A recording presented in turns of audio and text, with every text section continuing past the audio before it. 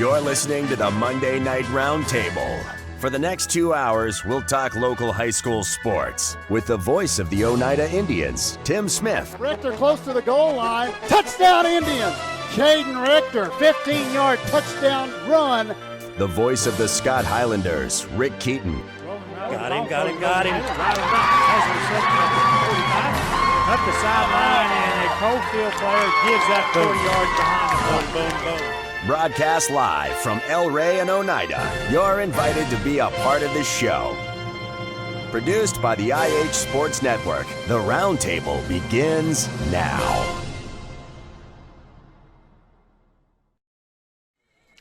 Good evening, everybody. Happy Labor Day, and welcome to the IH Sports Roundtable for the second week. We are live from El Rey tonight. I'm Ben Garrett. Tim Smith, he's the voice of the Indians. Rick Keaton, he's the voice of the Highlanders. Greg Bond, you can't see him, but he's the IH Sports Mastermind. He's behind the camera, as usual, making things happen. And we thank you for joining us tonight. And a lot coming your way in the next 2 hours. We'll be here from 6 o'clock until 8 o'clock. If you want to stop by, if you're in Oneida, stop by, join us, have some food. Some Mexican food tonight. We've got a lot of guests that are going to be here as we go through the evening. We've got a couple of Scott High soccer players who will be here. The big thing, our legends of the game, which we're not going to announce beforehand, but we got two of them, one from Scott High and one from Oneida. They'll be joining us a little bit later on as well. Bo Kidd will be here from Oneida as well. But let's start, as always, by talking about the games on Friday night. Oneida got on the winning side of things in an important game. Region win for the Indians as they defeat Wartburg on Friday 30-6. Scott High falling to South Dole in their region opener, the final there 42-30. Tim, let's start with Oneida. And I know that you're going to ask Caden Richter, who will be joining us a little bit later, about this play. But as I go back to that Oneida game on Friday night, it was a 7-6 game late in the second quarter. And I think that the play, probably the play of the season so far, 3rd and 38. What do you do? Most people are going to play it safe and punt the ball, especially late in the game and late in the half like that. But Oneida doesn't do that. They dial up one deep on the post route to Colton Daugherty for a 62-yard touchdown, and that seemed to deflate the balloon for Wartburg, and it was a totally different game after that. Yeah, I think right before that play, I think somebody even said, might be a draw play. That was me, because that was what I was expecting, was a draw play, and instead we get the 60-plus yard touchdown pass. Oneida, it was just like the multiverse. This was a different Oneida that we saw in that first half on Friday night, because they had negative 17 rushing yards in the first half.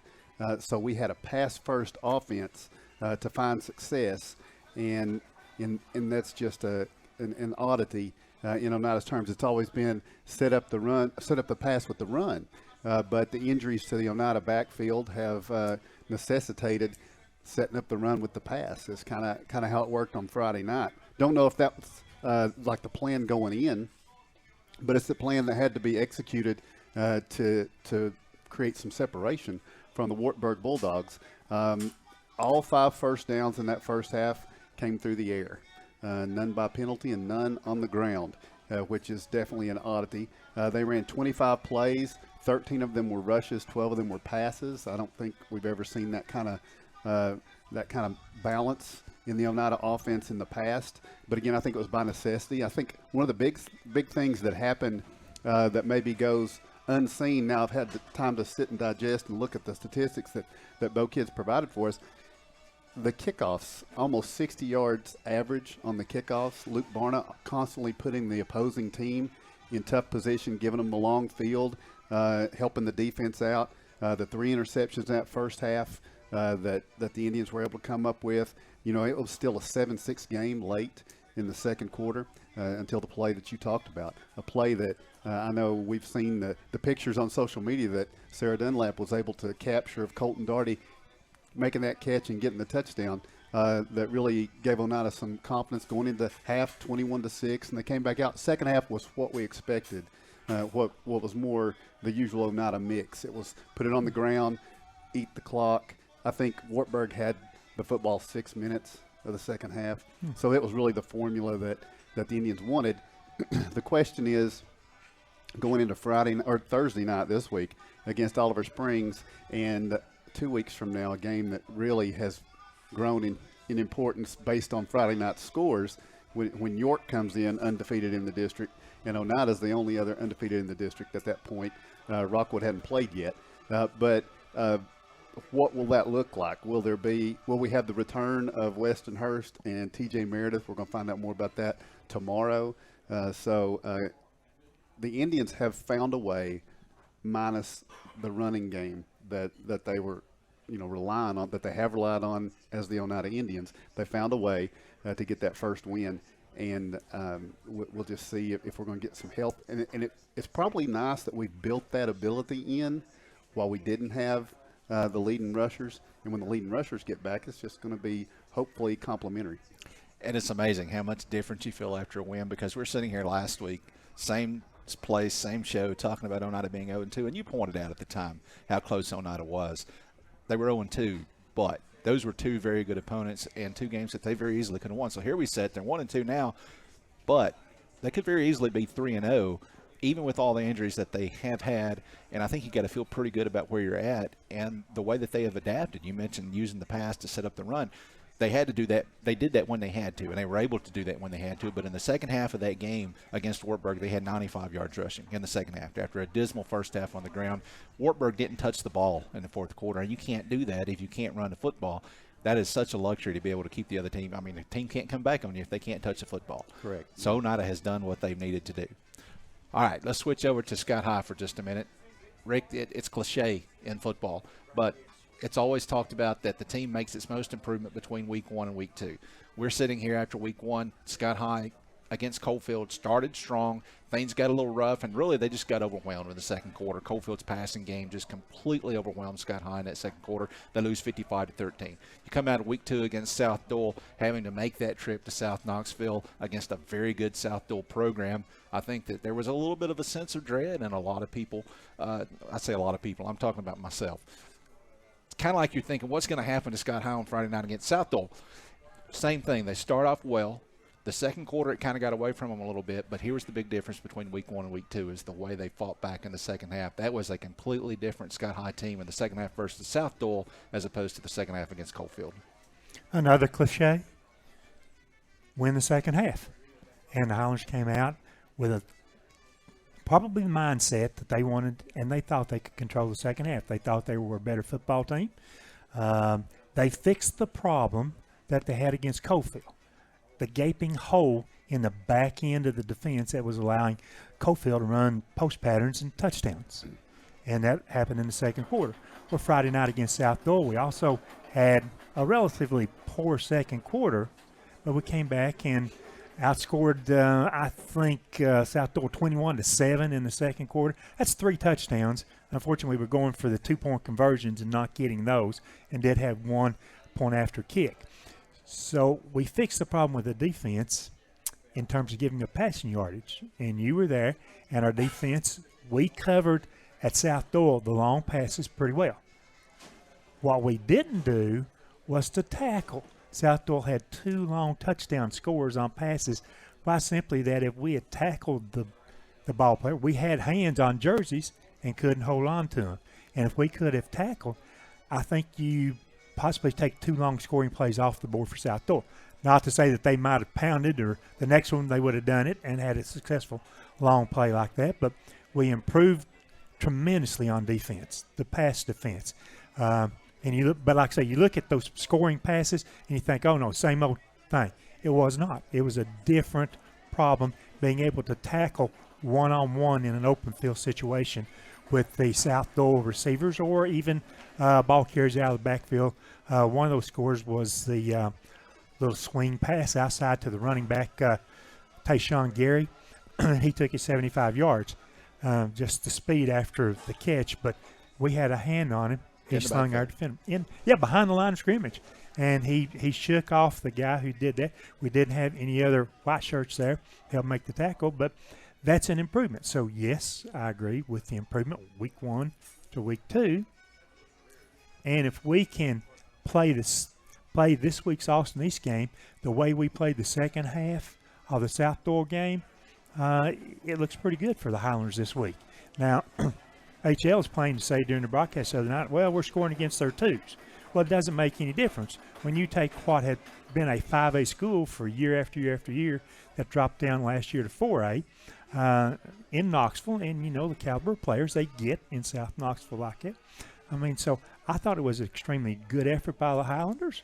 I've got other notes that I'll talk about later, but that was the difference for us. Having a good mindset and not falling off at halftime, coming back with a belief we could win the second half, get ourselves in the game. If South Doyle had not scored that touchdown midway through the fourth quarter by bringing their number one quarterback back, it could have finished as a 35-30 game. And I'm glad you brought that up, and HL did say that. And I want to pick on HL a little bit, too. Since you did it, you're his brother, then that opens the door. That makes no difference. Well. We were talking about Michael Bond on Friday, and, yes, let's be realistic. Once they took the 35-9 lead to halftime, South Doyle started playing. I don't feel like they changed their game plan in the second half. I just feel like they were trying to build some depth and getting some more people in. And Michael Bond from Scott High, freshman running back, there's a lot of high hopes for this kid. And he's got a bright future ahead of him. He comes on. He has 97 yards, I think. That's according to Lieta Boyd. Woody actually had him over 100. Either way, he had a lot of yards in the second half.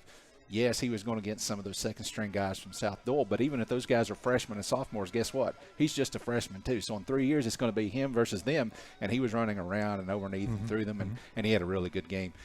Another thing, it was 35-9. Late in that, or at halftime, it was a 35-9. You mentioned the broken tackles, the 75-yard touchdown that Gary scores. It was on a third down play, and they had him in the backfield. You make that tackle, they're punting the football. Their first touchdown was a 54-yard pass that came on third down. So you make the stop there, and they're punting the football. And their last touchdown of the first half, it was 21-9 when Gary goes 75 yards after breaking a tackle, and then they get a short field off an interception and put up another one. So it kind of got away in the last couple of minutes of the first half, which is not completely different from what happened against Coalfield. That could have been such a much closer game going into halftime than it was, which would have required Scott High to have fought back from a much lesser deficit in the second half. Yeah. You look the other night, South Doyle's first possession of the game. We stopped them on downs. Got possession of the ball, drove it down the field. I think we may have started at our 20-yard line on that anyway. We drove the ball down the field, ended up, couldn't score the touchdown, but we got the field goal. Had a first and goal to 5. Yes. I mean, so how much different is that against a really quality opponent in South Doyle? The fact that we punted the ball 4 times in the first half, we punted the ball exactly this many times in the second half, 0 times. And also, probably if I had the time to go through it here, we probably stopped South Doyle 3 times anyway on downs, forcing them to turn the ball over. If we could have scored on every one of those, imagine what it would have been different. But those are just some of the things that I see that I would think positive and an improvement week to week. All right, we're just getting started. A lot more to go through. When we come back, we're going to do soccer. We're going to talk to our players of the game from Friday night and more. Plus, we'll have trivia when we come back right after this.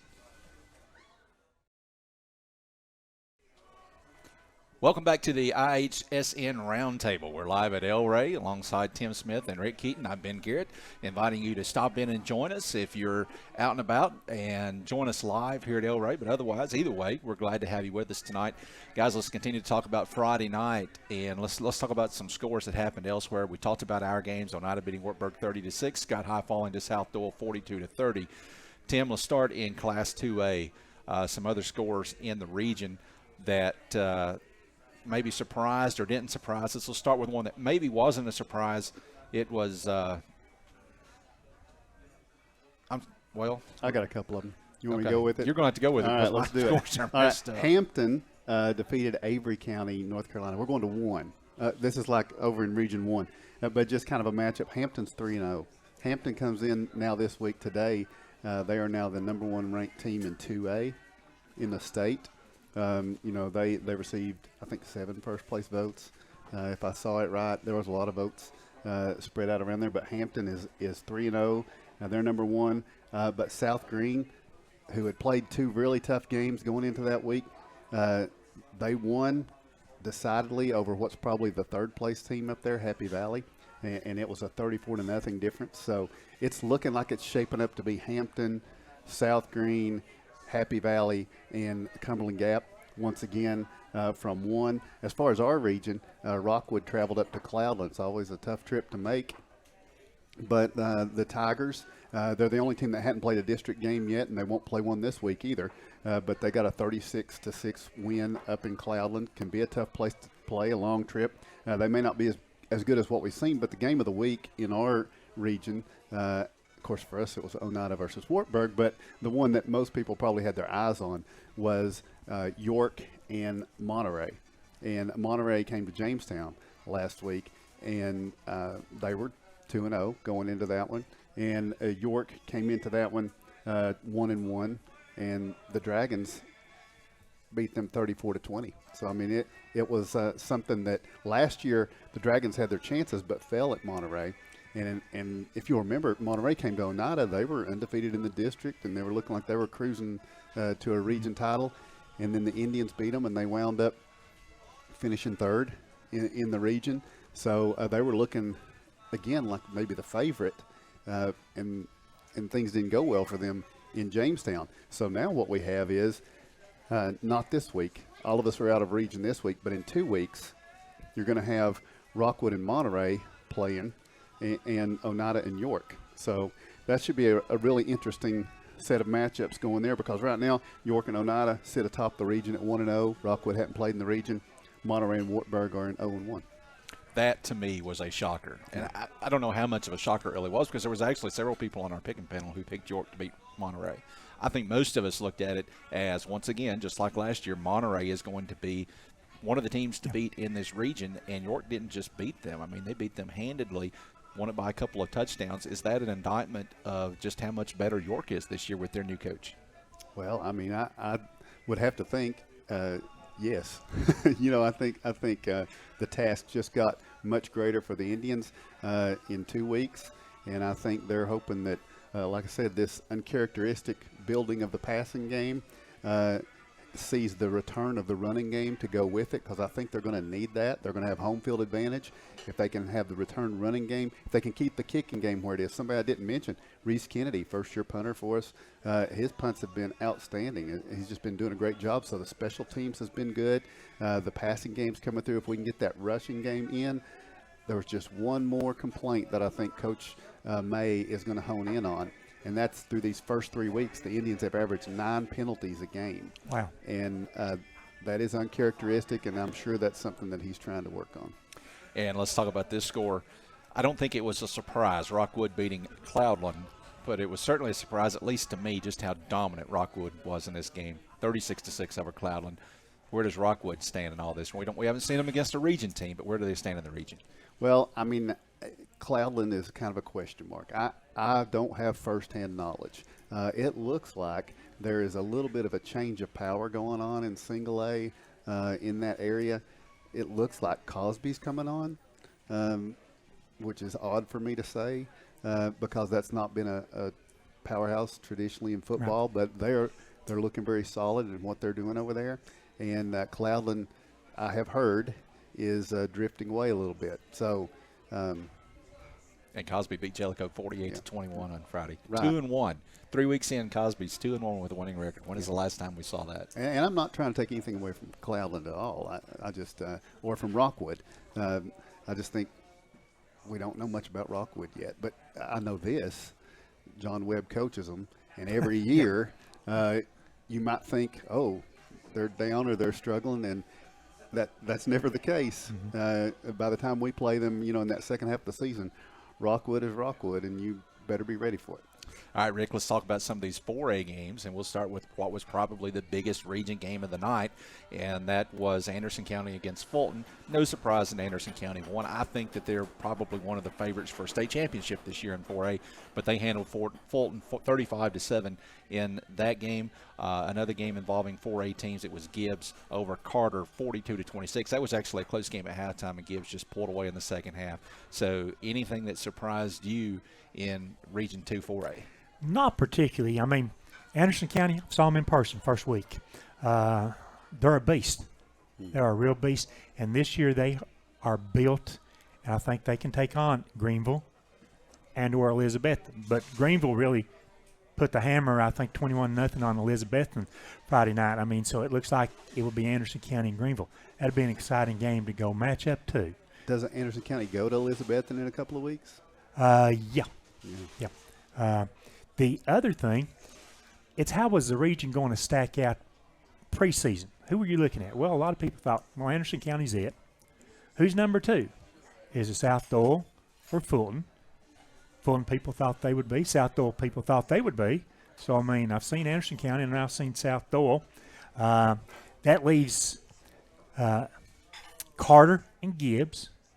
How does that stretch out? Well, the score proves who's the better team now on that. And you're seeing that Gibbs may have a little bit of a resurgence coming on. They did decent last year, and if they can beat Carter by that kind of score, well, then that shows that Gibbs has got something there. And then what are we doing? You know, can we slip in there? Just look at the teams that I've named off right there. And, you know, you've got Anderson County. They are primed. They want that state championship. Fulton's had the state championships before. South Doyle, for the previous 4 years, had played some decent football in 5A, but also they were in one of those regions that was just tough. You had so many good teams ahead of them. That leaves Gibbs, that leaves Carter, that leaves us fighting to see who could possibly be 4. And it'll take an effort by the Highlanders, and I think that effort, and I hope that the team sees that this week at to take on Austin East when we host them. You know, you beat an Austin East team, you should develop a lot of confidence from that.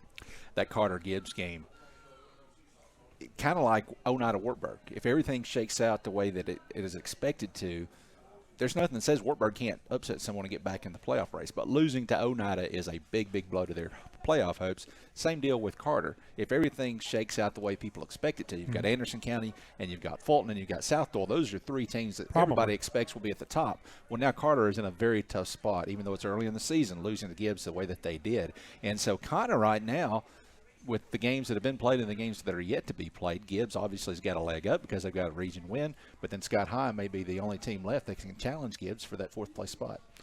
How exciting it might get in the last 4 or 5 weeks of the season. You know, but for the Highlanders, we need to go out. We need to take care of business. We need to figure out the winning formula. And, you know, Friday night as you were listening to the game, a lot of people didn't realize this. I mean, we were beat up all to pieces. I mean, on Wednesday we practiced with only one of the starting 5 offensive linemen there. Shoulder separations, hip extensions, even COVID being held back for that. I mean, I can mention those things now, but by Friday we managed to those, and because of the dedication of those linemen, they got back to start and play the game. And, you know, I give a lot of kudos to them. The fact that they wanted to be there, they wanted to be not on the sideline watching their teammates. They wanted to be on the field, putting forth a good effort. And that speaks well of the Highlanders because we don't know where our running back depth is going to go. We started the season basically thinking, you know, one running back recovered from an ACL last year, and, you know, and we thought maybe we could go all the way with that. Well, game 1, no. We don't know what the prognosis is going forward on that, but you've had a player moved back to the running back position last year, hadn't practiced or last week, hadn't practiced any basically in preseason as a running back, and then Michael Bond as a freshman. That was Tommy Boshears. I mean, so he started the game, and then you had Michael Bond, and that may look like our pair of running backs going ahead for the next, maybe the rest of the season. Don't know that. All right, we still got a lot to come. We're here for the next hour and a half at El Rey on the IHSN Roundtable. Before we take a break and then switch to soccer, let's talk trivia. We're going to give away an El Rey gift certificate tonight to someone who gets a trivia question right. And, guys, last week we had an Oneida-themed trivia question. This week we're going to have a Scott High-themed trivia question, and here it is. Jake Wright is an assistant on Chris Harris's staff at Scott High. His father, Robert Wright, has been a coach both at Scott High and at Oneida. He was a coach at Oneida most recently as an assistant on Tony Lambert's staff there, also an assistant on John Brewster's staff.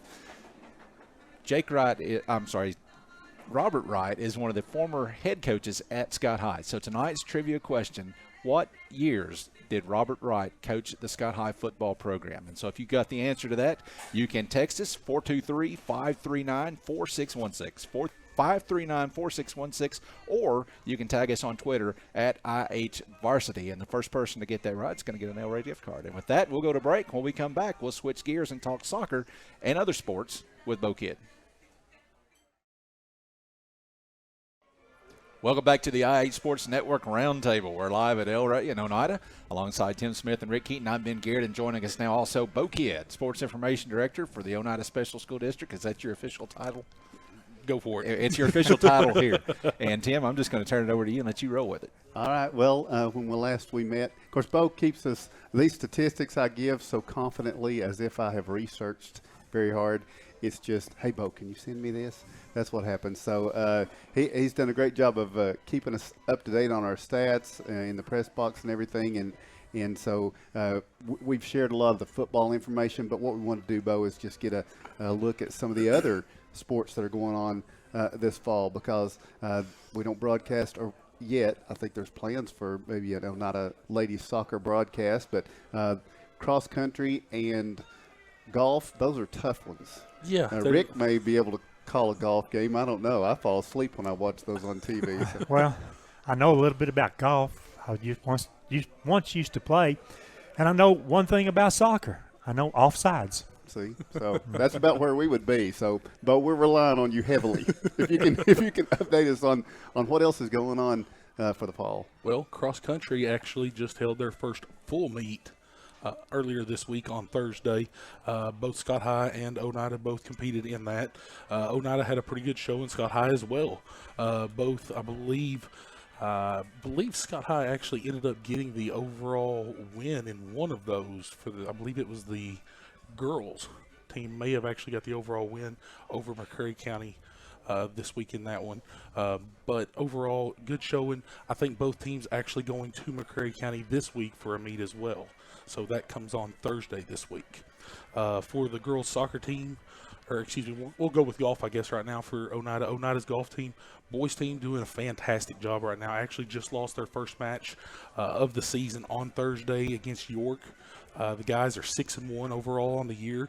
Girls got their first win last week in play. They are currently 1-6, but they are improving every single week.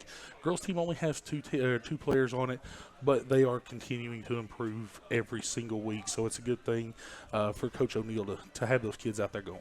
I was going to ask you, who are the coaches for all three of those sports? Well, for golf, it is Richard Graves for Oneida, and for cross country, it is Lisa O'Neill-Boyd. Okay. So, once again, they do a fantastic job out there with those student athletes. Girls soccer for Oneida coming off of a big 9-0 win on Thursday over Campbell County. 3 seniors, 3 hat tricks on Thursday night. Aaliyah Douglas, Alexia Jones, Cameron Kennedy, all getting 3 goals in that contest. I believe the game ended with just under 20 minutes left to go on the clock. Now Aaliyah Douglas in that reaching point right now for career goals. She's at 60 now for her career. Of course, the career leader, Macy Dunlap, she had 63. So very, very reachable within the next 2 games that she could break that record. How many games are left in the season? About? I'd say probably they're 3-2-1 right now in the season, so somewhere roughly around 10 games left. Yeah, she's going to break the record. She's going to break it. I mean, if she's healthy. If she stays healthy, I don't think there's a question. Yeah. So once again, they're right there. So of course, game tomorrow here. Tomorrow night, 6:30, Lady Indians will host Harriman at Jane Terry Hoffman Field. So come out and support those ladies. They'll They definitely come out with a little bit of a chip on their shoulders, and they're going to try to do everything they can to shut the Harriman team out. Okay. What about the seasons for cross country and golf? Do they extend as long as the soccer? Golf will finish out their season, the regular season, usually by the end of September, and they'll start district tournament play sometime around the 1st of October. Cross country generally around the same time span. Cross country will have probably, I think they have 7 more meets. I think they have 7 more meets left to go on the year. For golf, I believe they have 6 matches left to go before they start district play. So, but they, once again, you have so many student athletes out there at Oneida that are going to compete in the fall, and then they're going to turn around and you see that year in and year out, just how many multi-sport athletes that you have at both of these schools, at Oneida and at Scott High. And it's a phenomenal thing to see, because these kids, they work so hard, not only just in the classroom to stay academically eligible to play, but then they put in all the hours after school, on the weekends, before school, prepping for these competitions. So fantastic effort by all these kids. Indeed it is. All right, Bo Kid, thank you for joining us. Thank you. Anything else on your mind? No, not right yet. I'm gonna wait to hopefully prepare a little bit more next week and have a few maybe little snippets for you all. And of course, hopefully by next week, we'll be talking about a new career leader and goals, and maybe by the end of it, and just to reiterate what Tim was talking about with the football game. Wartburg never touched that ball in the fourth quarter. I went back and took a look at that. 17 plays in the fourth quarter that Oneida ran. Wow. And Wartburg never touched that ball in the fourth quarter. That's the first time I've seen that in a long, long time. Yeah. Especially when you're talking about Oneida having minus 17 yards rushing at halftime. It's unbelievable. And that drive actually extended over into the third quarter, of course, because they had the last play of the third quarter as well. So, talking about 18 plays, taking over 12 minutes off the clock, it's pretty phenomenal. All right. Bo mentioned, Bo mentioned the coaches for the Oneida Cross Country. I feel compelled to do that for Scott High. Jenny Parker is the girls cross country, and Tim Hall the boys cross country there. So while we don't see very many of their meets, we're off watching football or something else like that. Those young kids, when you're doing cross country, man, you're running, you're practicing, you're running, you're preparing for a meet. It's not as tough as physical as football, but in terms of being able to go, you've got to be able to do that. But not a lot of kids like to run for fun. I mean, let's be honest. These kids like to go out and compete like this, and the mileage that they put in a week is absolutely insane. Yeah. You're talking about putting in 30, 40, 50 miles a week of running. You're not going to find many other athletes that are going to put in 40 miles probably in a season, let alone in a week. So kudos to those kids that get out there and prepare like they do. It's an outstanding feat. Indeed. Yeah. And we should mention Scott High does not have a golf team. They co-op with Oneida, just as Oneida co-ops with Scott High and track in the spring. So, all right, before we go to break again, we've got an answer for our trivia question. We've got a winner. Tim, it pains me to say who won the answer. No, you don't even know. You don't even know. You're going to be in big trouble here in a few weeks. We had no. We had several that were close. Eric Henry was very close. Stan Pennington was very close. I told you Stan had it right. I was wrong. I'm glad I looked that up before I actually said that. Stan didn't get it right either. We had all kinds of people dancing around the answer, but the winner of our trivia question is, of all people, Jason Terry. And the answer is Robert Wright was the head coach at Scott High from 1989 to 1992. Harris Keaton actually had it right as well, but he's ineligible. 1989 to 1992. Jack Diggs was last at Scott High in 1988. Robert Wright was named the head coach in 1989. He coached through the 92 season, and then Gary Sexton was the head coach in 1993. And, of course, Rick, as you well know, there's a whole story behind how Gary Sexton wound up at Scott High. And one of these days on this show, we'll get to that and tell that story. There is. All right, we'll take a break. When we come back, we're going to talk to a couple of Scott Lady Highlanders as we continue to focus on soccer on the IHSN Roundtable.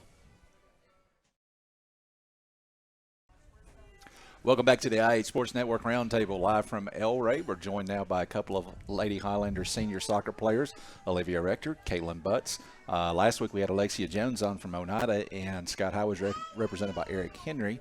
And I look so much more forward to talking to you guys as opposed to your head coach. No, you guys, week before last, you lost to Cumberland Gap. 6-1 was the final in that one. It kind of got away at the end of the first half. And your coach was not real happy with the effort in that game. He brought you guys in on Friday before the football game. He made you guys run bleachers. To his credit, he ran the bleachers too. You guys came back out on Tuesday against CAK, which is a traditional powerhouse. For years they've been in Oneida and Scott High's way in the district before the public-private split. But they're a powerhouse in Knoxville. You guys didn't win the game, but you played much, much better. Gave up a couple of goals 10 minutes in.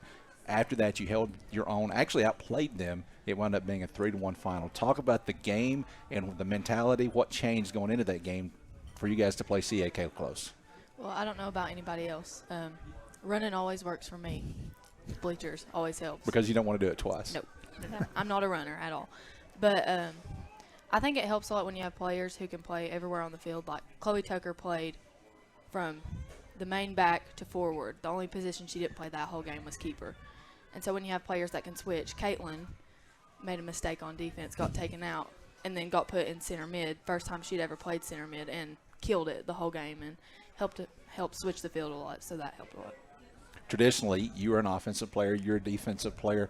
Talk about those roles and then what happens when you got to switch up your roles, because both of you guys have been put in different roles this season as Coach Henry does a lot of switching around and just trying to find the right lineup. Yeah. Mostly this year I'm a little different. I'm used to playing the kind of center mid position, but I've been on the wing. And it's mostly just getting back and helping out your defense. Like there was a mistake at Cumberland Gap where, yeah, the defense stabbed, but me as an offensive player, I should have stopped progression like way up at the opposite 18. And so you kind of have to help out your defense, but also play the balls and get some balls in the net. And I don't know about the defense. I'm not. Talk about your role on the defensive side of the field. Being on defense, it's hard, especially with the center defense. It's hard knowing when you need to push forward to someone or wait back to see what their move is going to be. And just knowing when to do that or, when not to is a really very important thing that you have to know when playing defense.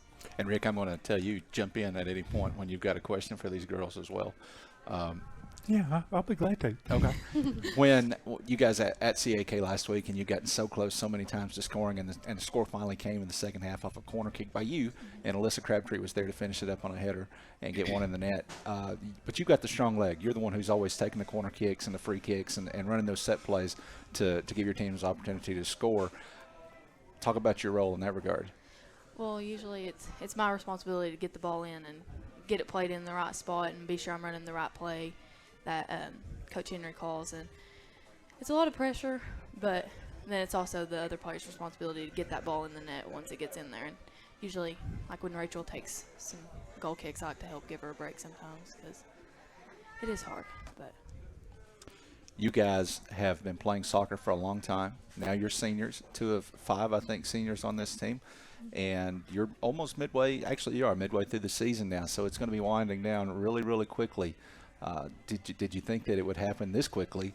And what is your mindset now as you go into each game, kind of taking one game at a time and savoring the moment? Yeah. No, I didn't expect it to go this quickly at all. Like, me and Mom were talking before this, and my first, AYSO team, Chicks with Kicks, Mandy Tucker was the coach. And I was playing with both the Tucker twins and Kinley Duncan and Leah Douglas, all of us that have all grown up together. And then now we're here. And with our team, I think this year it's really just trying to get everybody bought in. It's hard for us to explain because the last people that got to play in a district championship game was the juniors this year. And so the sophomores and freshmen, they don't understand the atmosphere of a district championship game and how important it is to win and what it feels like to, not that we didn't win last year, but we had much better years before that. And we're trying to get them bought in and to realize how important it is and what it feels like to be a winning team and be at the top of the district. And I told Rick to jump in when he has a question. I'm going to tell you the same thing. Jump in when you've got something to say. Okay. I know the daughter of Jack Butts and the brother of Stephen Butts has more to say than this. I've been waiting on that thing. I really have. So go ahead. Well, one of the things that Coach Henry told us last week, that he was still trying to get the right people in the right place on the field. And I know that he said he likes to be able, we need to stop the ball at midfield. We don't need to let the opposing team get the ball past our defense down to our keepers there like that. And Caitlin, you've always, I think, played on that defensive side. How important is that to get the help from the midfield and even the forwards out there? If they can help you get back, defend the ball, stop it at midfield and change direction. It's very important for them to be able to help us because whenever they get the stop at midfield, it helps the back be able to reshape and get back into our position as quickly as possible That way, if there is a mistake made in the midfield and it does get back, we're there to help, and Right. we're not messed up. So you touched on what you're trying to get your team to understand, what the goals are. You guys are getting set. You've had some preliminaries. You've got this week off. You're supposed to play Carter tomorrow. It's been a really unusual season. You only had a few games scheduled to start with. Carter was supposed to be in a game tomorrow night. That's gotten canceled. So you don't play at all this week, but you're getting ready to get into the heart of the schedule where you're going to be playing all of your district games. You've got games coming up against Anderson County next week, and then you've got Clinton, and then you've got Kingston. So you're going to play all three of your region opponents here in the next 10 to 12 days or so.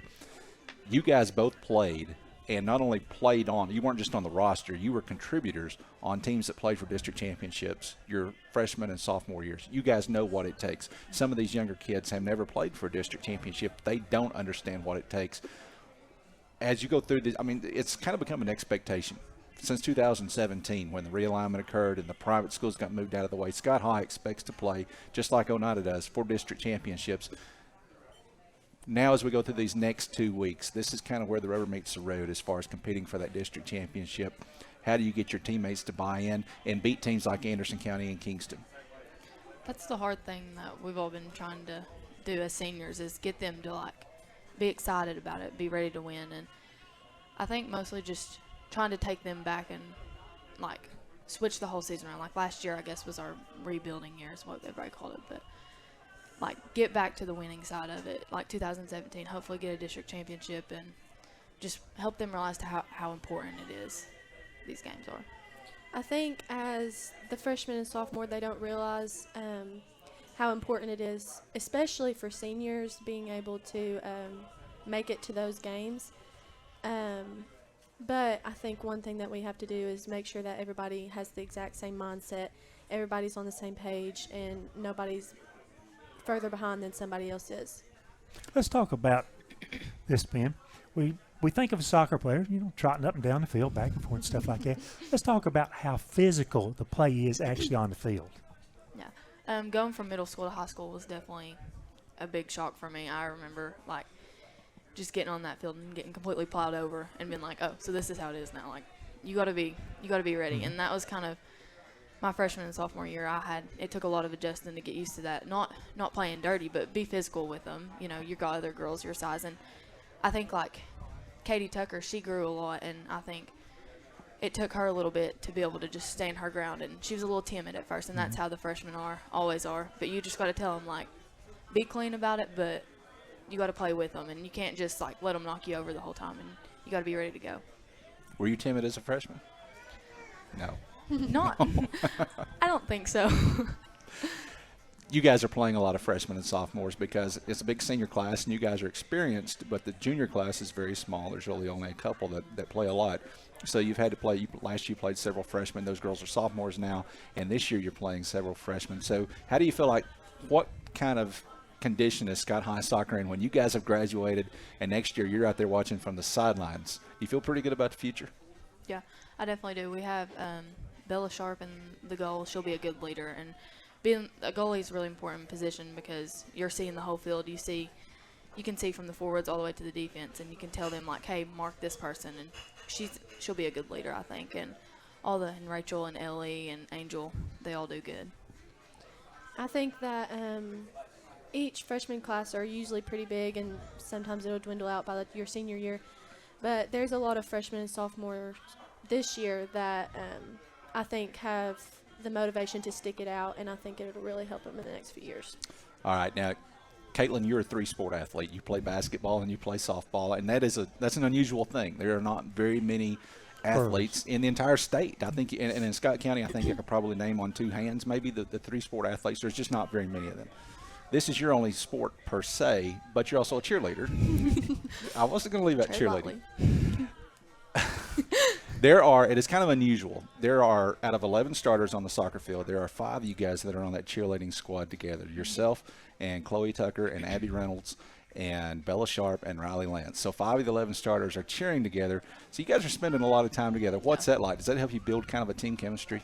Yeah, that's kind of helped. I know, like, me, Chloe, and Abby a lot throughout these past 4 years is being together not only on the field, but also when we're at cheer practice, we're also discussing soccer while we're at cheer, and kind of vice versa. But I think that's helped a lot with Riley and Bill, has helped them create a relationship with us, your upperclassmen, and on the field, it's better chemistry with all this.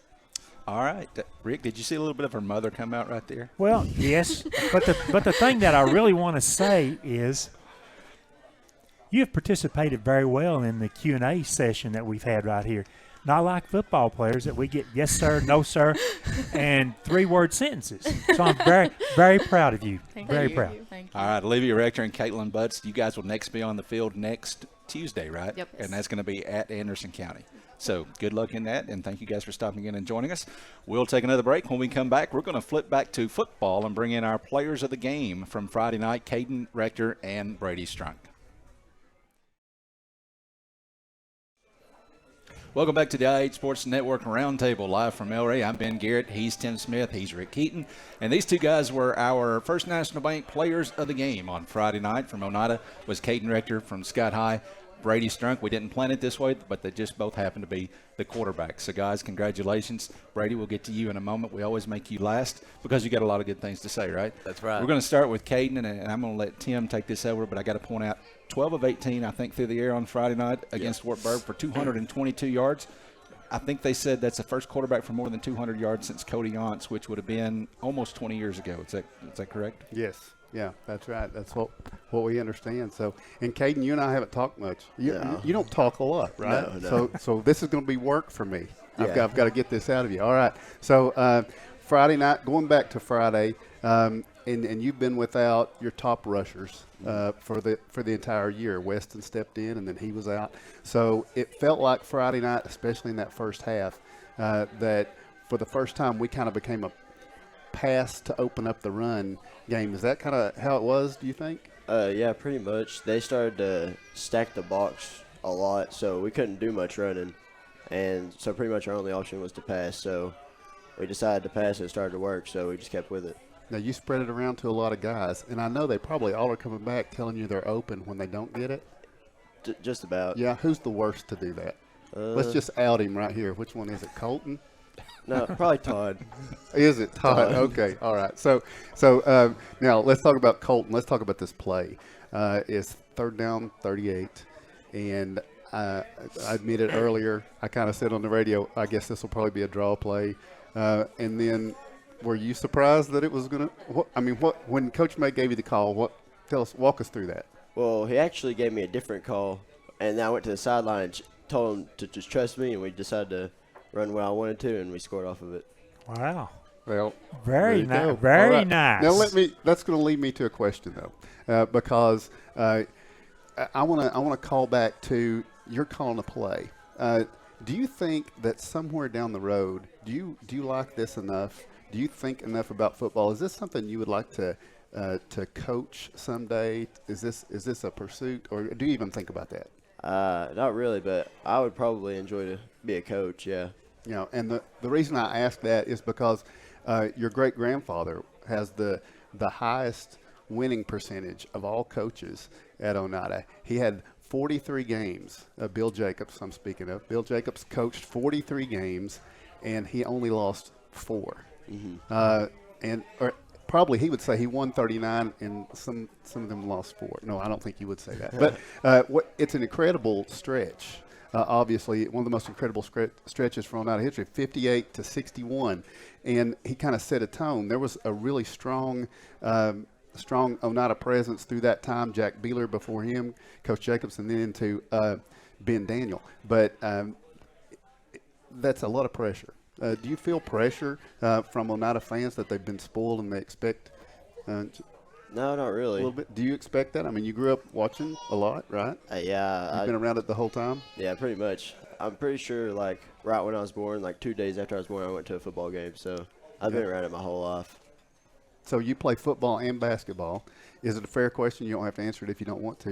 Do you like one over the other? I like them both the same pretty much. Yeah. Do you have 2 different coaching styles for your head coaches there? I mean, Coach May and Coach King? Yeah, definitely. Yeah. But as a player, you adapt to whatever that is? Yes, sir. Okay. All right. Now let's go back to the guys coming in telling you they're open. because I look at the stat sheet Friday, and there really shouldn't be much complaint because you're spreading the ball around quite a bit, right? Yeah. Yeah, and it's just so. Do you have a pattern that you like the most? Do you like the middle of the field? Do you like the deep, the outs? What is your preference? I like the 10-yard out the most because it spreads out the ball and it's hard to guard. Yeah, you seem to be very successful on whatever you're doing here. I want to go to one more play before we switch over because this is a Brady Strunk show. This is second week in a row, so we're just going to borrow one more minute from Brady. But that first week in Williamsburg, the play to Elijah, had you hadn't run that in a game successfully to that point, had you? No. Was that new this year? Yeah, we put it in like 2 days before the Williamsburg game, and Coach May called it, and Lige ran the route, and I threw it to him, and he scored. Yeah. I am going to ask one more. So hey, you're good. Yeah. I swear, you're good. That's no question. In watching the game film too, one of the things I've noticed is I think I would be very comfortable with Colton Darty as a target. He gives you quite a bit of length there. Yeah. Some of your guys are a little bit harder to fit it into, right? They got the smaller strike zone. Yeah, but they're quick though. They are, absolutely. That makes up for it. Yeah. All right, Caden, we'll get you some more here in a minute. Let's hear from Brady. I do want to. Can I ask a question? So you not only had the 62-yard touchdown pass to Colton Darty on 3rd and 38 or whatever it was, but you also had a 20-yard touchdown run with a nifty little fake to set that up. Mm-hmm. Would you rather be running the football for a touchdown or throwing for a touchdown? Throwing for a touchdown, because everybody gets an opportunity to score then. It's just better for the team when everybody scores. Everybody gets what they want. Very diplomatic. You are going to be a coach someday. All right, let's switch over to Brady Strunk. And Brady, I'm just going to be like Harris Keaton and start calling you boss because you played like a boss on Friday night. Over 100 yards on the ground, over 100 yards through the air. It was a gutty performance. I got to say, I thought it was the best game probably you've ever played as a quarterback. I don't know whether you'd agree or disagree with that. Probably. But, Rick, you take it away. But nice game on Friday night. Thank you. Brady, it was a very nice game. As a matter of fact, we got to look at the way the team participated, the way the team scored. Touchdown passes, rushing the ball, we did very well. And the other thing, I think you see as I'm watching the game that you're trusting the other receivers. We knew that Rylan Griffin could go up, battle for the ball, make catches. And now you found other targets in Jaden Myers and tell me who else. Jaden Mays, got Colton Newport and Hugo Henry. And 21. Dawson? Yeah. Dawson Spradlin. 4 catches on Friday night. Yeah. I mean, so now you're getting more comfortable with these other receivers. Mm-hmm. But on Friday night, South Dole defense covered pretty well. That made you have to break down, escape the pocket, and probably carry the ball a whole lot more than Coach Harris intended. Yeah, I ran more than I thought I would. I was wanting to throw it, but sometimes you just got to take what the defense gives you. Mm-hmm. That's exactly right.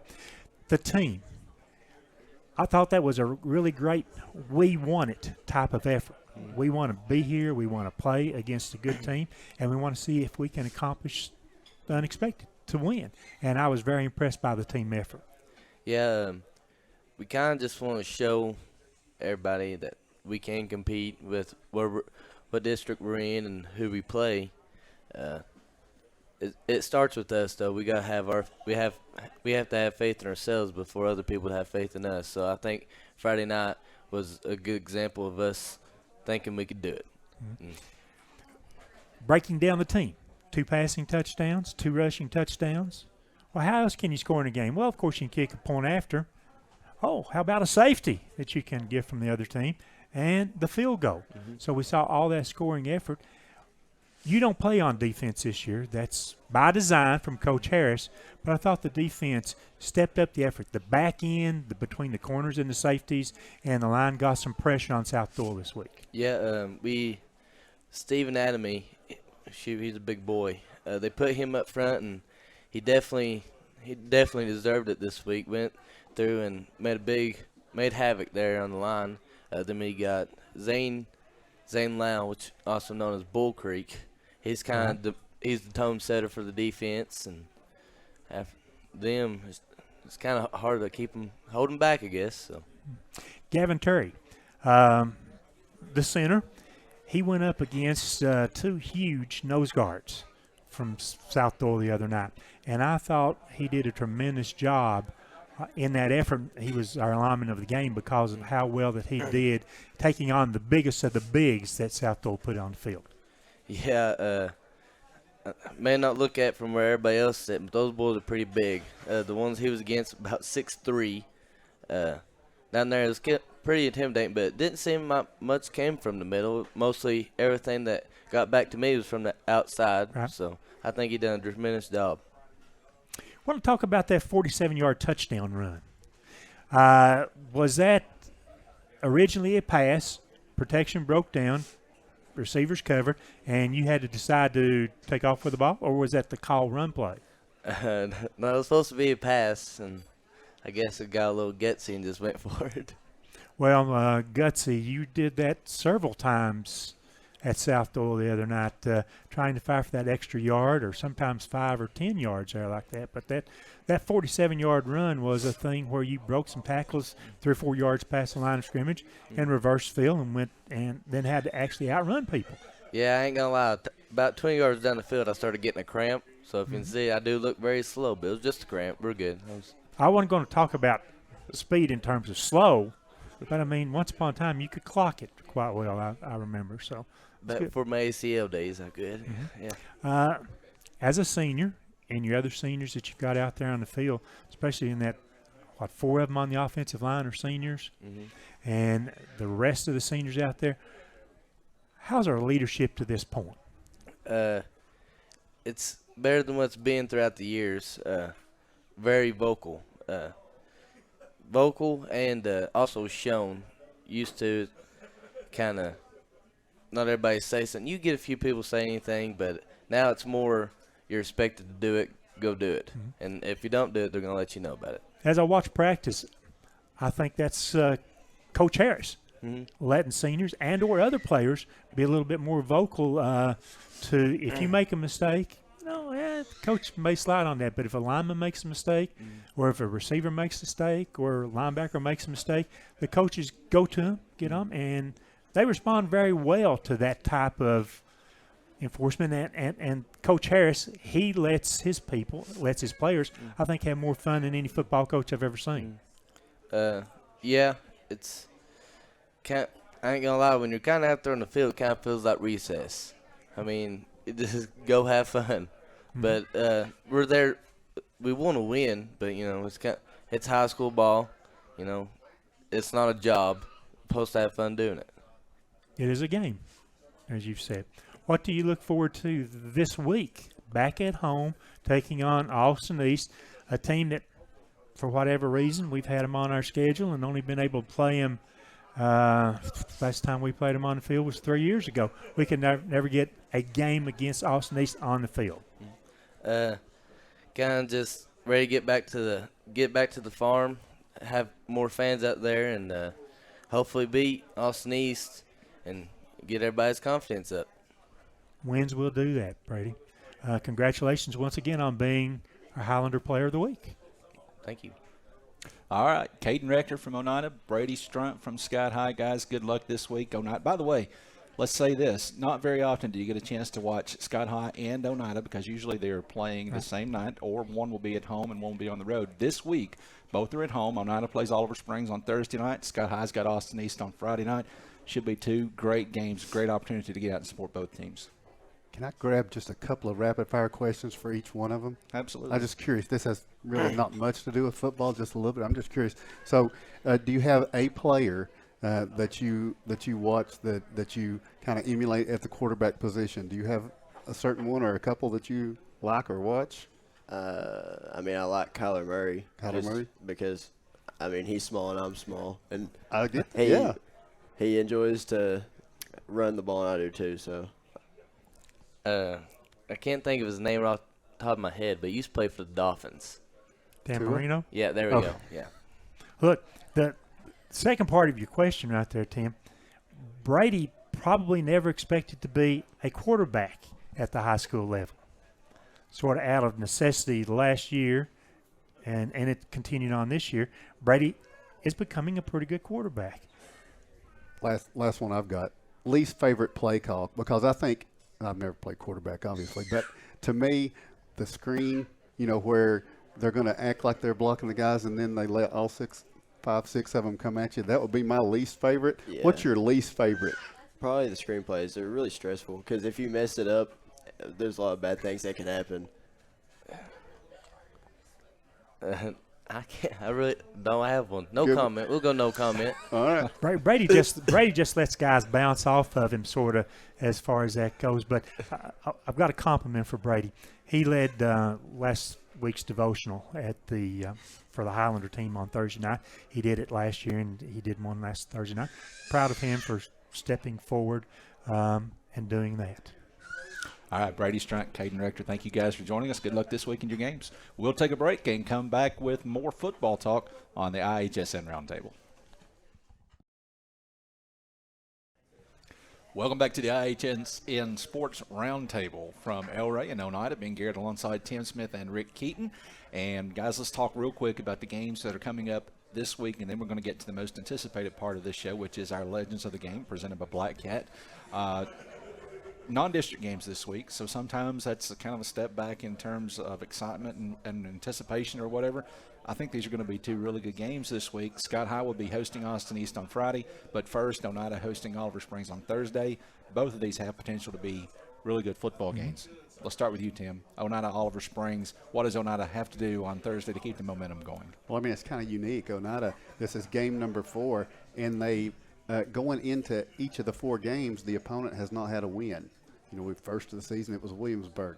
Second game, Oneida and Greenback were 0-1. Third game, it's 0-2. This time, Oneida has a win, but Oliver Springs does not. So the Bobcats, you can't underestimate that. I think about, sometimes we score watch, and when Greenback and Harriman and some of those things that we see happen, you equate those and you think maybe this is going to happen because that happened with these two teams a few weeks ago. I'm very confusing in my answer here, I understand.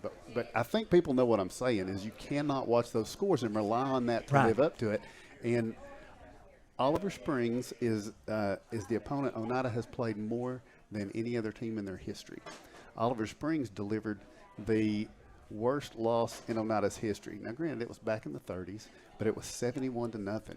And so, Oliver Springs has a proud football tradition, and they're going to find a way at some point to bring that back. Oneida's got to make sure this is not the week that it starts. They want to continue their forward momentum. Games are not played on paper; they're played on the field, and how many teams stumble each year because they've been paying attention to scores and other opponents. Teams match up differently. Yes. And you've got to be prepared to play it on the green grass. Absolutely. Last year, this game did not get played. Oliver Springs had to cancel because of COVID and injuries. When I think Oneida Oliver Springs, I think back to that 4 overtime game, which may have been the last time these two teams played at Oneida. I believe it was, if I'm wrong. So, it's got the potential to be a really great game. Last year, Scott High and Austin East also did not play. As a matter of fact, they've not played for the last couple of years. Yeah. This time last year, we were sitting here, and all of a sudden it had become an open date for both teams.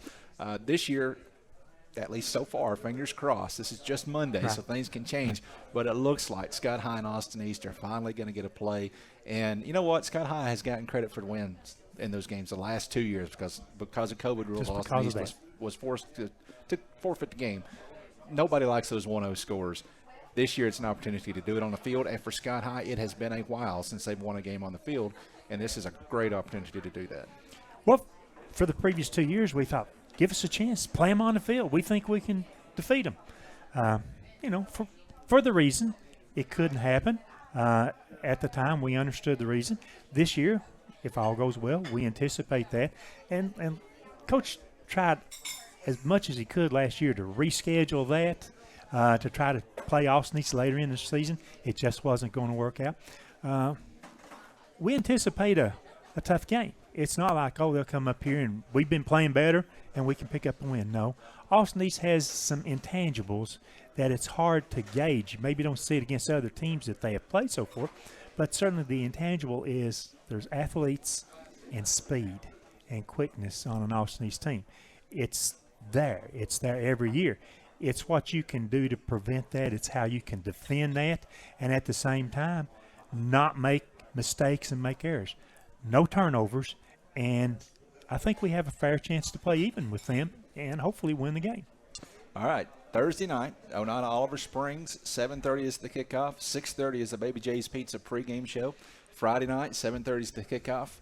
6:50, am I correct, is the Baby J's Pizza pregame show? As best as I know, when it's Tim doesn't have to worry about this a lot.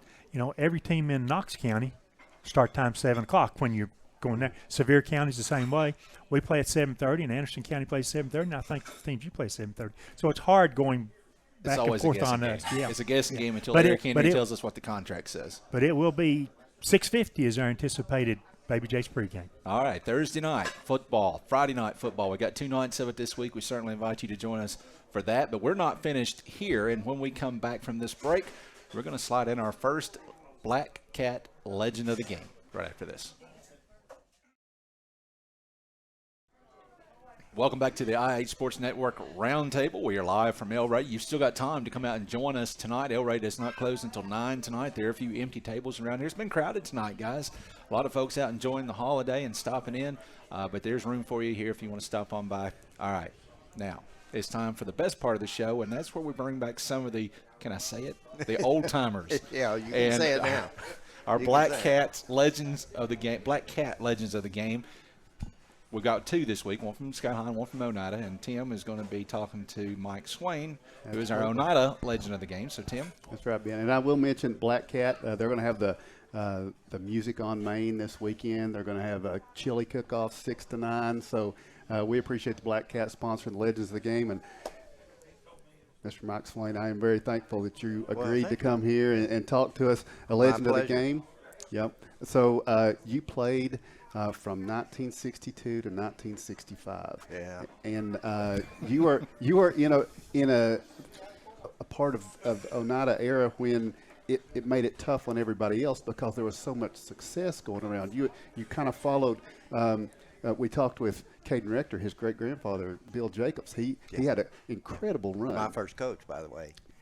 8th grade.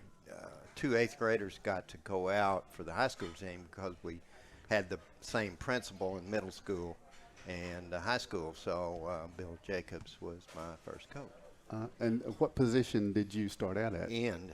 And did you stay in the end, or? I stayed at the end of the ends.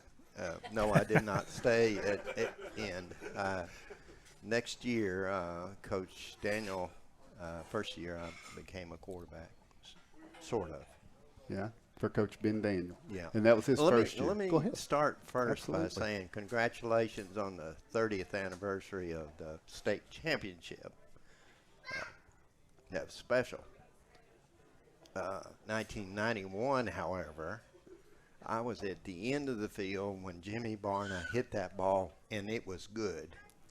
Well, I know the radio the officials didn't agree with me, but I saw it from directly behind the play, and it was good, which would have meant we would have gone to state in '91 as well. Right. As I recall. You're correct. It was at Donaldson Christian down there. Yeah.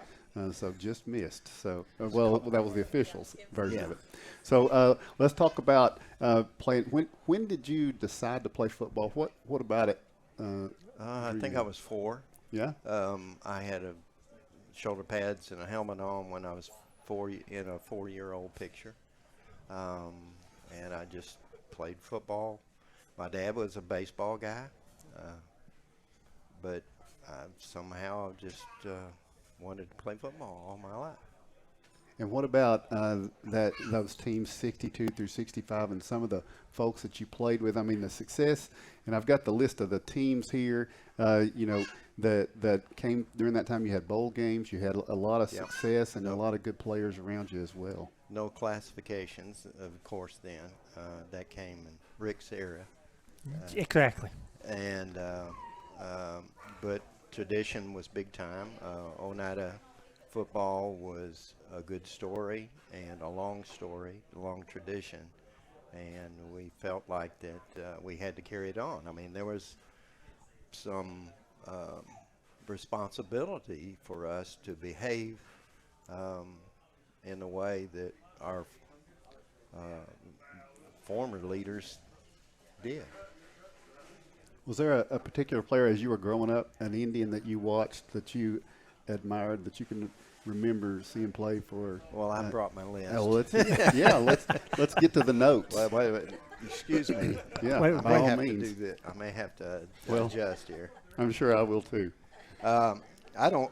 The reason I brought my list because I don't want to forget anybody that meant something to me. Of course, I remember 00 in 1958 when I was playing behind the bleachers. I watched the game for about a minute, and then I'd go play behind the bleachers. And Donnie Carson and Dennis Sexton were special, and they signed with Kentucky. Jack Chitwood, Cecil Bernard Chitwood. He was a city boy. He lived in Oneida. Yeah. And Jack from Winfield. Danny Cross, Dr. Danny Cross, pharmacist, was a special player. And we forget that he had a stellar career at Oneida. Billy Webb, Sam Galloway, Russell Cotton, Captain Danny Cross. I mentioned Danny Cross 3 times, I think, but Captain Danny was a Marine Corps captain and from Winfield. Kenny Bruton, Brom Shoemaker, Ronnie Boer, who raised me in the secondary. He was, I was a sophomore and he was a senior, and he just told me what to do. Yeah. And show up at the right place. Malin Bratcher, and I must say something about cue ball. Now, I don't know if anybody remembers Oliver Jones, but Oliver Cue Ball Jones, named by our former mayor, Denzel Pennington. I don't know why he named him Cue Ball, but he did. But Q came to me and said, had this cup, and it was yellow inside. And he said, Mike, would you like to try this? And I said, Q, I've seen you go around the room and nobody, one of your friends, will attempt to take a sip of that. And he said, well, somebody's got to, and I promise it's not that bad. So I took a sip, and it was not that good. Yeah. But that was the first electrolytic drink that I ever had, and he had developed the recipe before Gatorade. Wow. That came from Oneida High School. National Merit Scholar, though. So it should have been Indian Aid. Indian Aid. That's Missed right. out on all these royalties. Yeah. I didn't mean to say Gator. Yeah, either. exactly.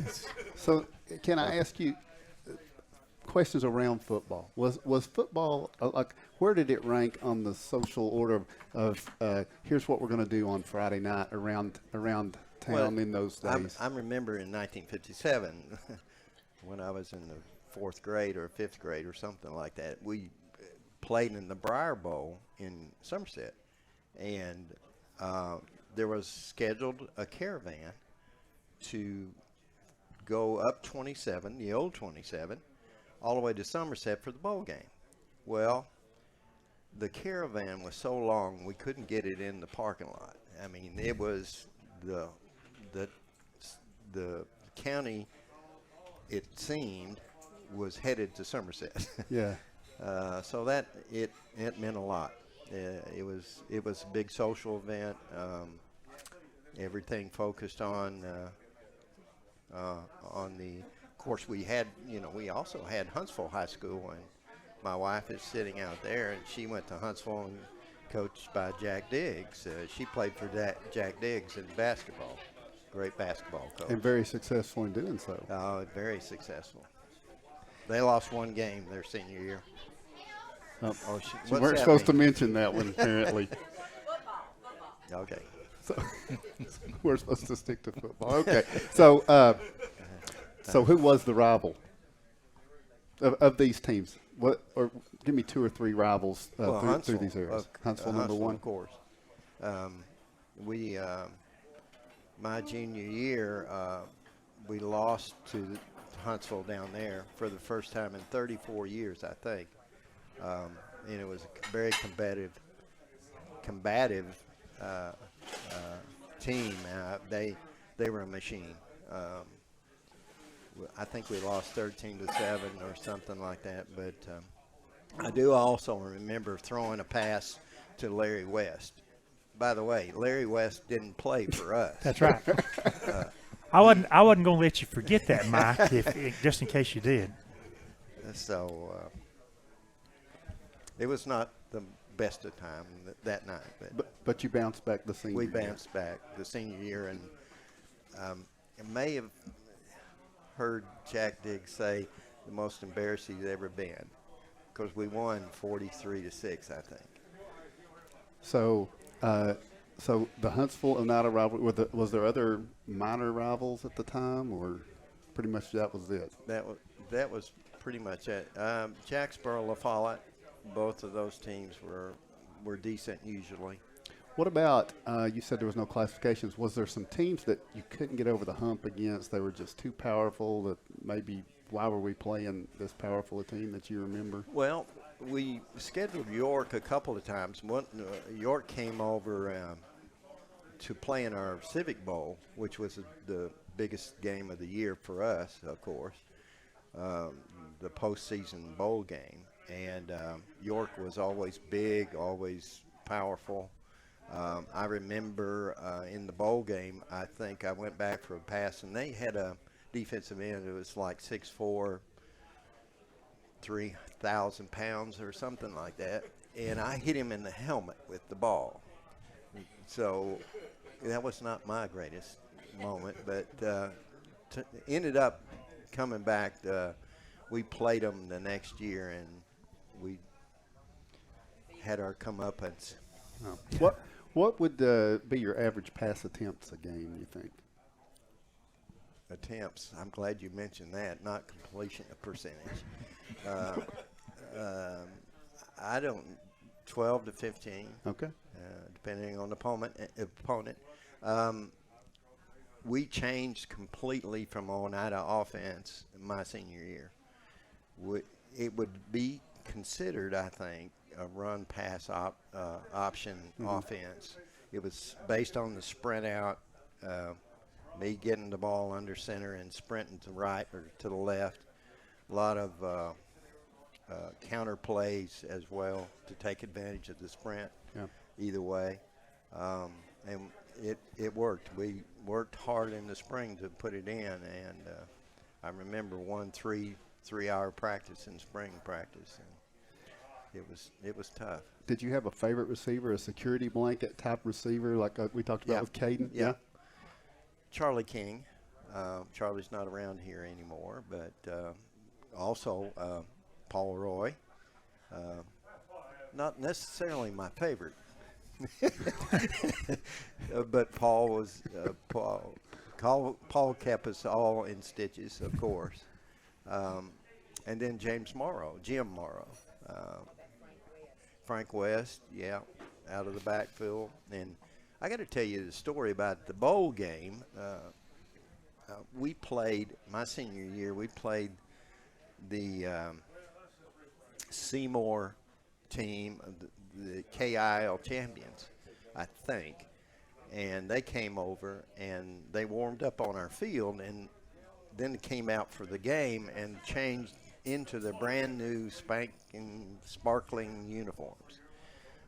Well, we ended up beating them 47-6. Our best game by far. Jimmy Chambers, our co-captain with me, had a wonderful defensive game, and he was a guard and offensive game as well. But Keith Bull Sexton ran 90 yards for a touchdown in that game. But it took him pretty much half the month of November. I think I threw 2 blocks on the way for his to the end zone. I got one in, and then he was still going, and he was the Energizer Bunny before there was Energizers bull, I guess is what he was. And that was your finale, the big win. That was it. No, tell me what after game. What was Friday night? After the game? What was Phillips Drive-In. Phillips Drive-In. Did you take anybody there? Well, we didn't have Elbridge. it's Phillips Drive-In is not where we think of it as now. Okay. It's up at the 4-lane where State Farm Insurance is at. Right, exactly. So that was the spot. And the pole used to be painted orange. And his pole is still there, but just hinting around just in case somebody had a can. Well, never mind.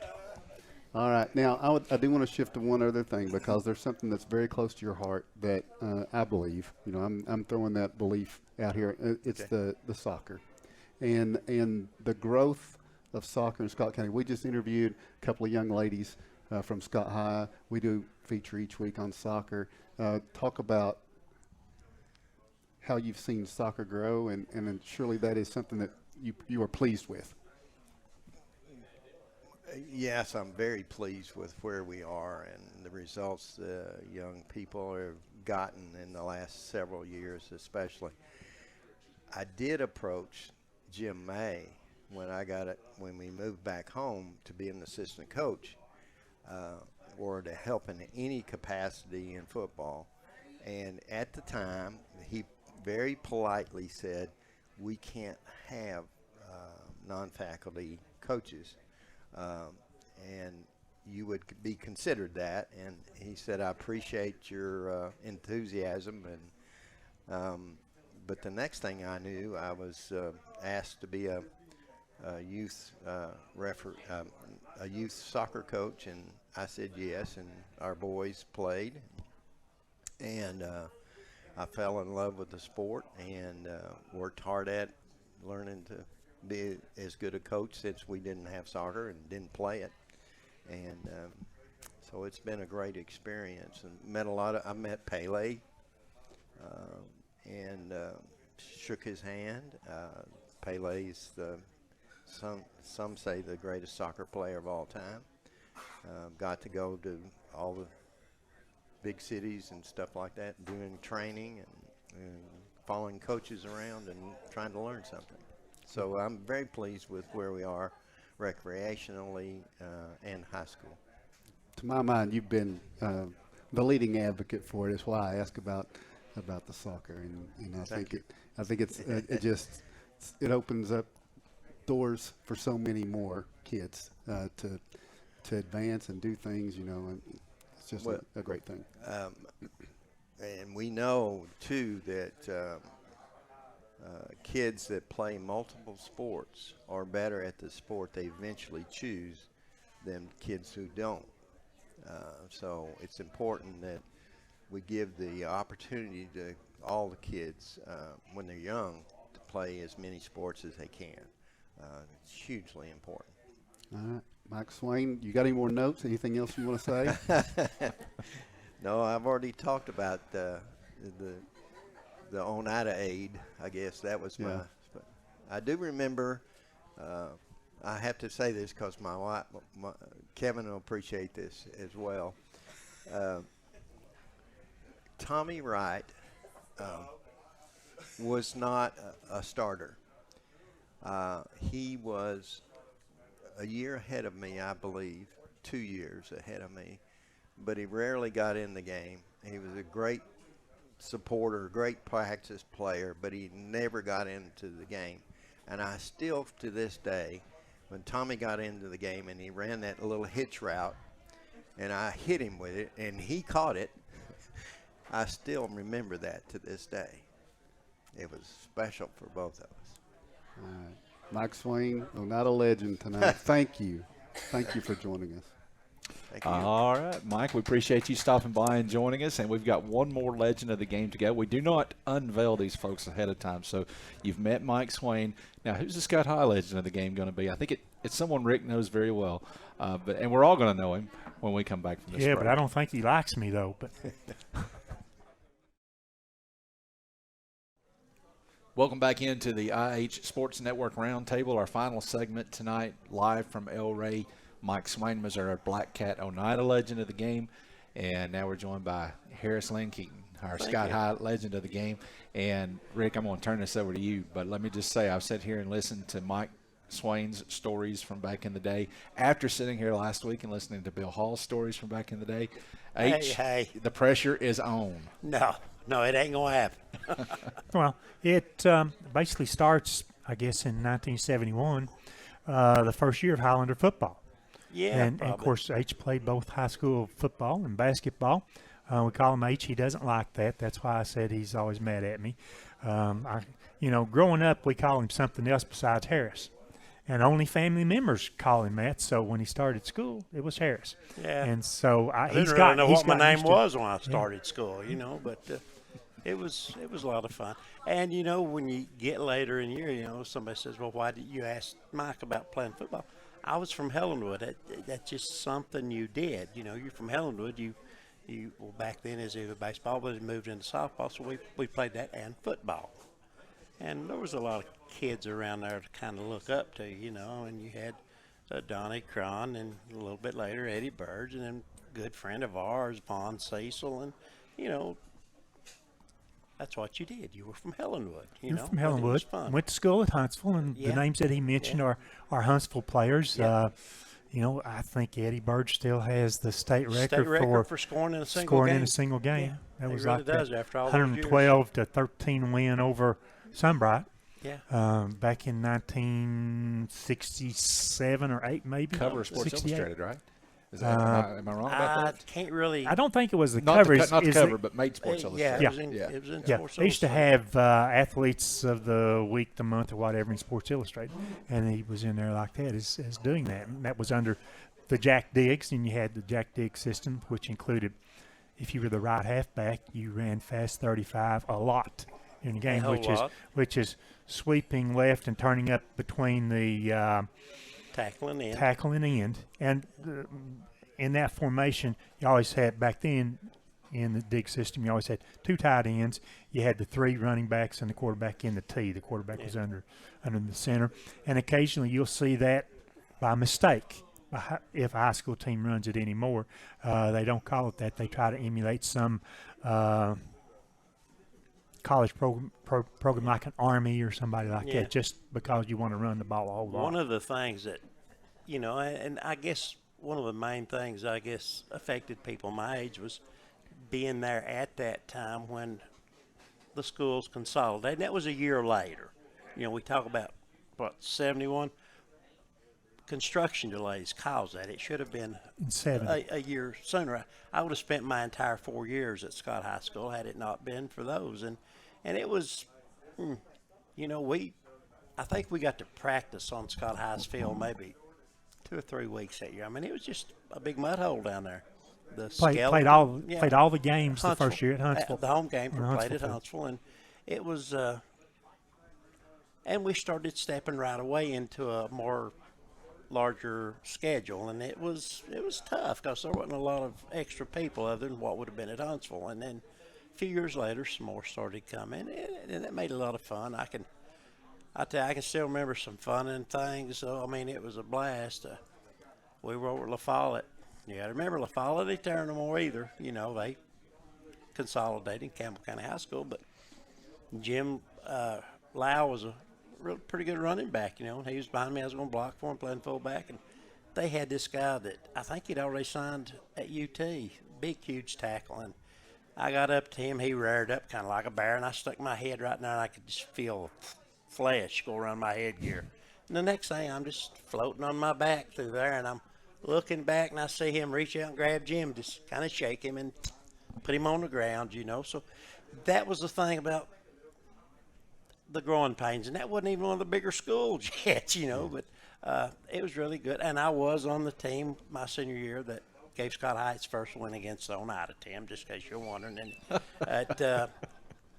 and I think it was a down era for football in Scott County, both programs. It was just a down era, and I can't say any reason for it or anything, but it was a little bit of a down era, and things straightened back up soon after that. But we had fun playing the game, and we had fun whether it was playing basketball out there or football, and had a lot of fun during the summers playing softball and stuff. Now, I was always partial to fishing myself, but and they was talking about, thing to do after a ball game, go up around the pole a bunch of times. Well, everybody went around the pole, but for us, we went to Floney's drive-in, and that's when it was a drive-in. Lots of nights, guys that were Rick's classmates, Rick Bond and some of those guys, I always fit in with those guys pretty good, and we would just have a blast. The jukebox would be playing, and we'd be singing, and people would try not to listen, but we'd try to sing. But I guess one thing that I think of pretty regularly now is so many of those guys from that first team, they're not here any longer. I mean, there's been several missing off of that team, and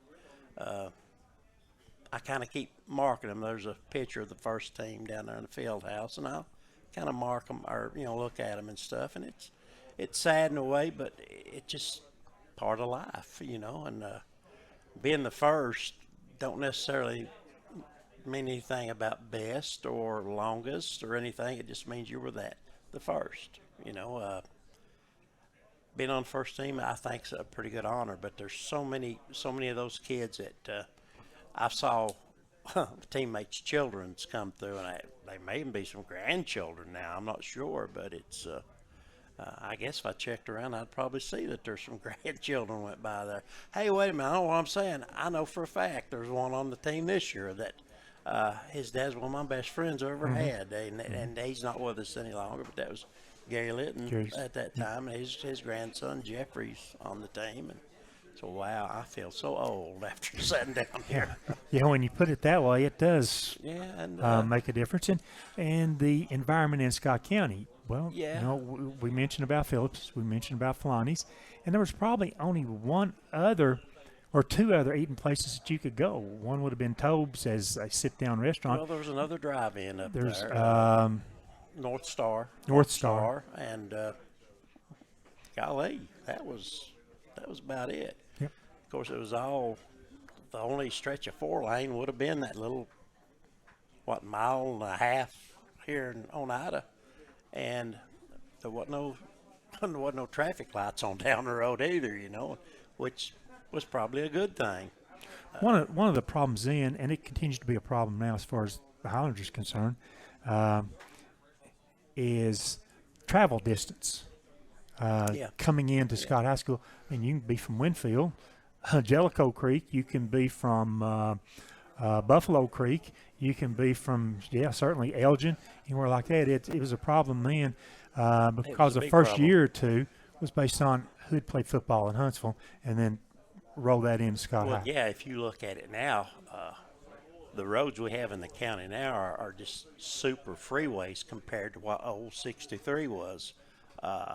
Did you ever go around the Dog's Leg curve? Oh, Tim? yeah. Well, Brady mentioned one of his teammates nicknamed Bull Creek, right? Bull Creek, so, I mean, that's going to be a tough travel. I think Zane lives up on not just Bull Creek or Big Bull, but up on Little Bull. So he's way up there. Way up on Little Bull. So, I mean, it's the travel is something. We've talked about this sometimes about the travel, depending on when they district and change, you got to get in different. I mean, we've had some games where we've been like, what was that one? I can't think of the name of that town, but we were like 15 miles north of the Alabama line, and we were south of Smithville on down through there. Yeah. And you forget these things because you never want to go back. You're going into the Central Time Zone, and it's a 3-hour trip. Anyway, you make it, and you finish your game up. What's almost 11:30 your time anyway. You get home really late. And in those days, games started at 8 o'clock, guys. Yeah, 8 o'clock games. Yeah. You mentioned that win over Oneida. What's another big one you remember? I think I remember. I'm pretty sure it's when I was a senior. I think we beat Gatlinburg Pittman. They came over to our place, and they were ranked in the state up pretty high. And back at that time, it was a different classification deal too. I can't remember exactly. Yeah, and there wasn't the playoff system. Right. That Yeah, is the no, bowl there game wasn't any type of that, deal. but we did, I think, pretty good in that game, and that was a lot of the thing, and the officiating then compared to now. Anytime that we're complaining about officials, no, don't do that. Don't do I never that. hear any of that. I mean, but seriously. Oh, I have to do it every week. Seriously, back then the guys in the striped shirts, I don't think they were trained or versed quite as well, and they might have been a little more short-handed. But I mean, you could be laying there and you could be okay, had reached the ball up for official, and somebody on another team would grab it, and hey, they had the ball. I mean, they wouldn't even be close enough to see stuff like that. But it was a funny thing. But like so many, I was trying to think as I've moved through my life after I was in a little accident back in '93, just being able to show up there in the afternoons to watch practice. That's how I sort of got my start, being out there every day for, golly, it's close to 30 years now, I guess. But and I get to be around the kids, and it sort of keeps me a little younger, keeps me from thinking about how bad or not my head may be hurting that day, and I get to know the coaches and stuff, and I feel quite blessed, really more than quite blessed. So extremely blessed for being out there and being those kids. The last maybe 8-10 years seemed like the older I'm getting, the closer I'm getting with the kids, and I think that's a special thing too, because that they're good kids. I mean, they're really good kids, and a lot of people don't realize it.